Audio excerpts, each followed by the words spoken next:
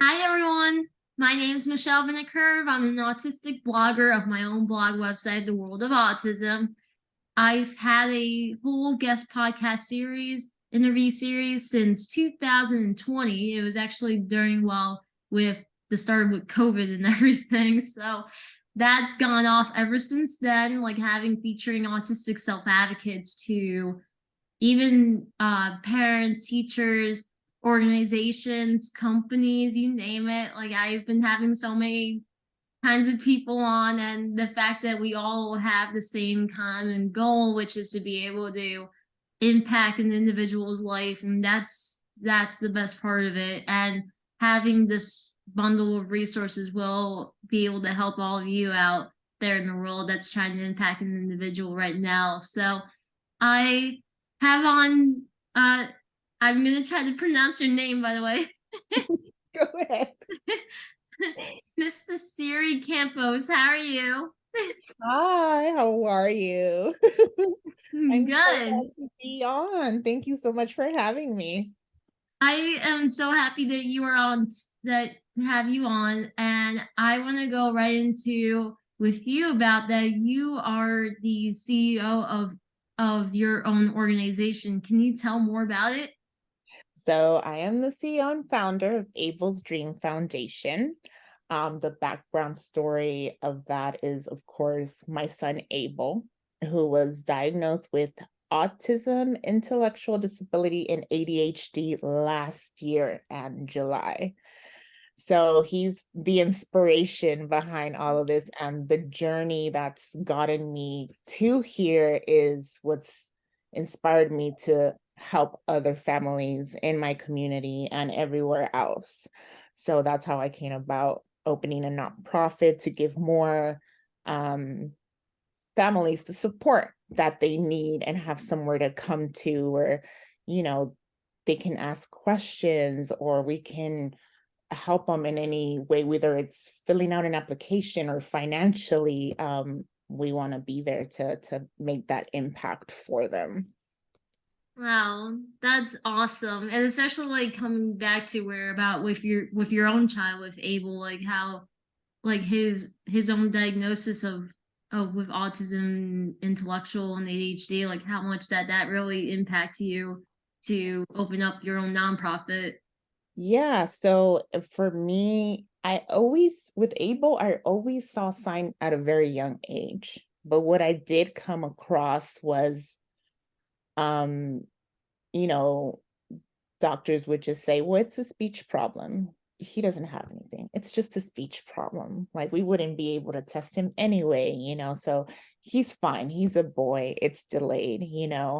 So, but I knew there was just more to it. And as he started getting older, a lot of his sensory started coming out. And that's when he was almost turning 5 when his pediatrician finally said, okay, like I see it now. Let's go ahead and test him. And later on we got the diagnosis, but along the way I've grown to notice that it was hard. You can't Google everything online about what to Mhm. do. And when you're waiting on an evaluation, you have so many questions. And I didn't know who to turn to.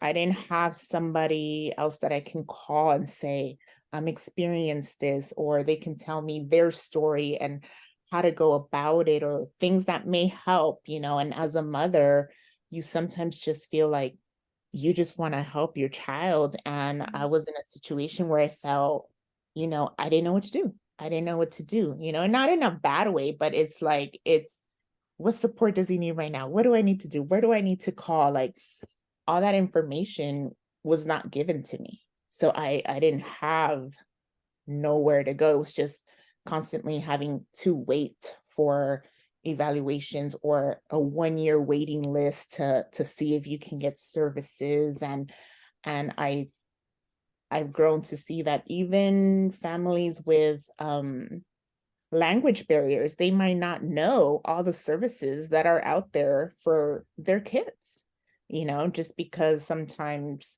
we go off of what other people tell us, and we're just like, okay, but we don't necessarily know all the benefits that are out there. And within the whole period with Abel, as I started learning more, I started creating, his own sensory room at home, his crash pad, but all of that can be a lot for a family financially. So through my own journey, I was just like, I want to be able to help, because every family might need equipment to keep their kids safe, might need sensories, might need, anything, but it can be a lot.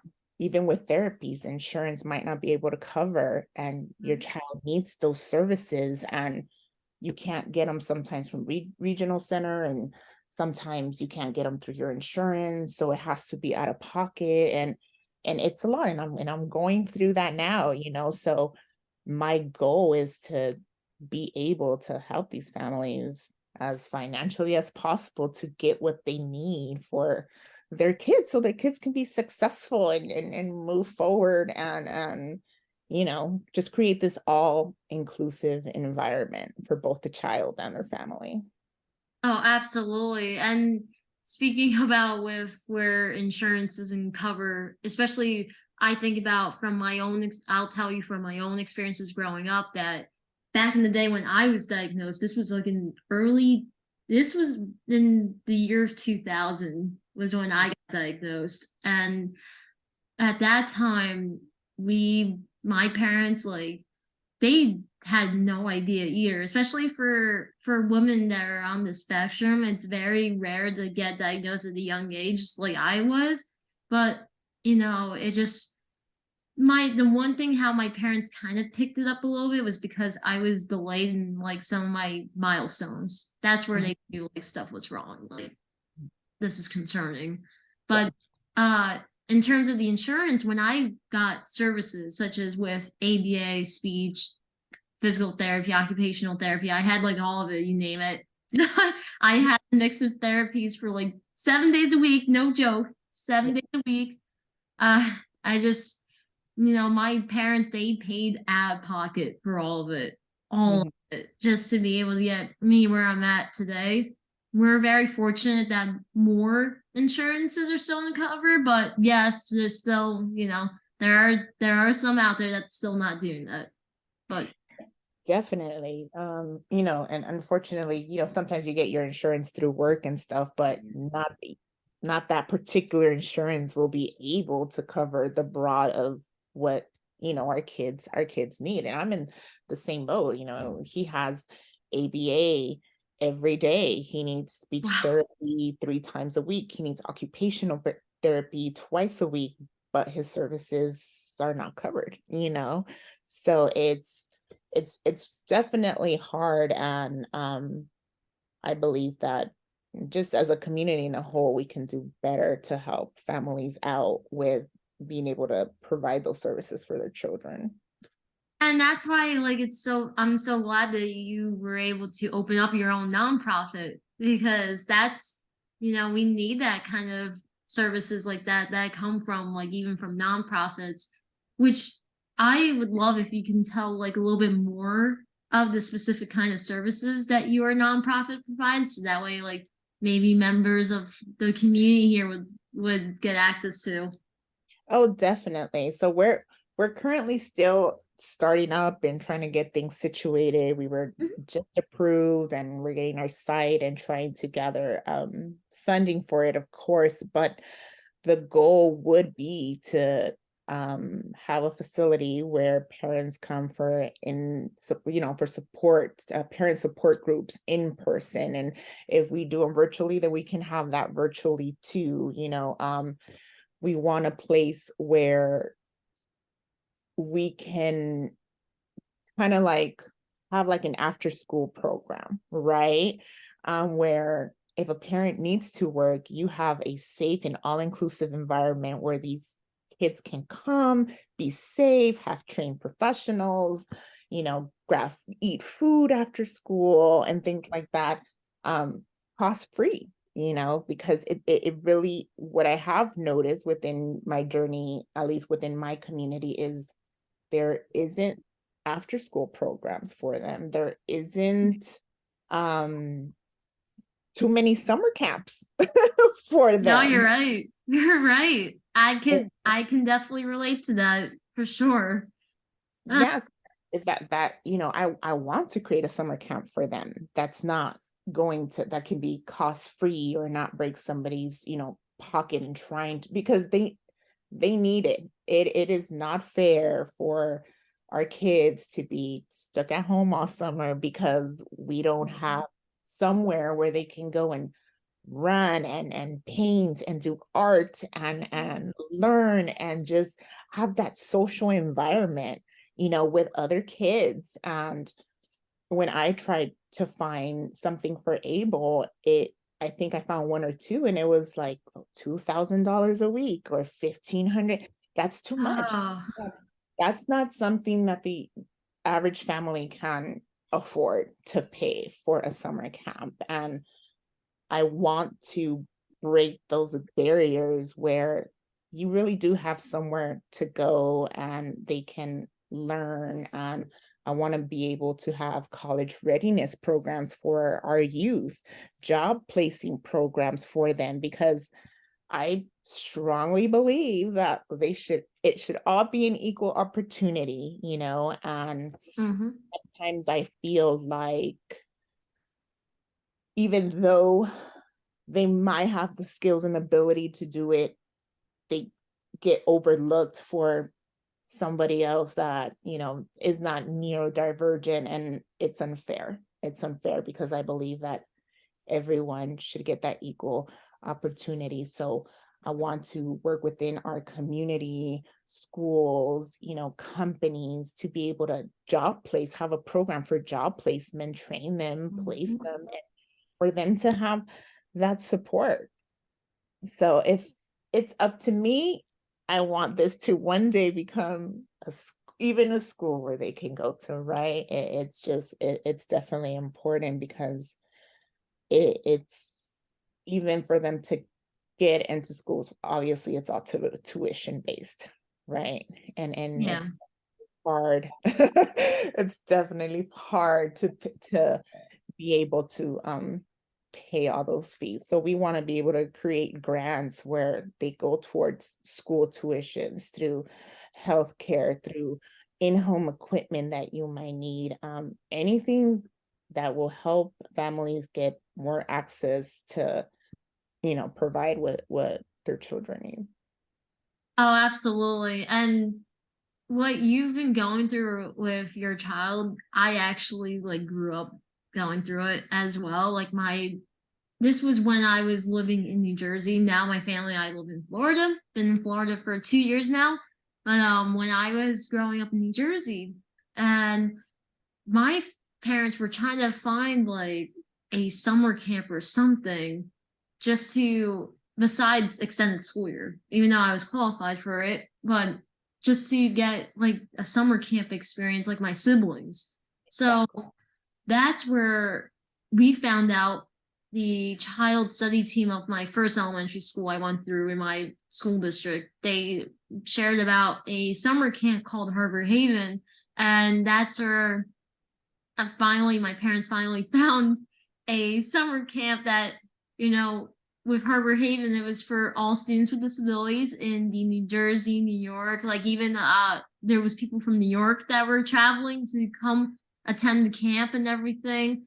So, and what's nice is that the camps, like they have that partnership with the school districts, which is very important piece that, where that's where communities need to work together, from like schools to home, and to get these kind of resources like that. So I was very fortunate to have gone through with that, and I hope that you do the same thing in your area too, because I know that like having a summer camp benefited me, especially with people who are trained. Like there was counselors who were trained and everything, and having those, we're even going on field trips. Like I even got to go on field trips and it was fun. Like that's the kind of things that, like, I hope that that's going to help you out as you come up with everything. Yeah, and that's the goal, like, just me seeing you and you just remembering those memories of camp, Yeah. like, your smile brightens through all, right? So Yeah. I want my child to have the same experience. I want him to remember going to Yeah. camp and experiencing new things, and I we just don't have enough of those programs. We don't have enough of those resources within the community. And I want to be able to create as many programs as I can through Abel's foundation, where it is things don't even I'd say to, for instance, I want to get a haircut for my son. There is no places here anywhere unless I'm driving an hour out for a haircut. Like, it shouldn't have to be like that just because, they just need somewhere where it's more specialized with kids with disabilities and have the patience and and they're wonderful with these kids, right? It's very different taking them to a regular barber shop. I know my son doesn't like it. He has an overall bad experience. So I'm the only one that cuts his hair right now. But it's just creating even those little things for them. They can come every weekend to our facility and get a free haircut. It's local. Come, bring them, with Yeah. individuals. It's the small things. It's things that you create a sensory environment. Maybe loud noises is too much for them. Maybe just to be able to create more inclusive and catering programs for them. That is definitely the goal. Absolutely. And I really hope that that takes off from based on your nonprofit. And I hope for anybody that's viewing with this that you guys find out more about with this nonprofit, because it really does sound amazing, and especially like the whole background, like coming from your own child. Like, thank you so much for sharing that with everybody, because like everybody could so like relate from your own experiences, and even like from me, just like from my own experiences like growing up, I have those connections too. So I really appreciate it. It just makes it more personal too. So thank you. Thank you for having me. The dream would Absolutely. that would be dream for all these nonprofits to just get together, partner, and create something great, right? And just support one Absolutely. another. I couldn't agree more. I couldn't agree more. So for for all the viewers, just make sure to check out with Abel's Dream Foundation. Make sure to check it out. Also, make sure to follow and subscribe to my social media as Exceptional Shell. My username tag is at Self Advocate MV. That's where you can find me on all social media platforms, and follow and subscribe to my blog website, The World of Autism, for more great content.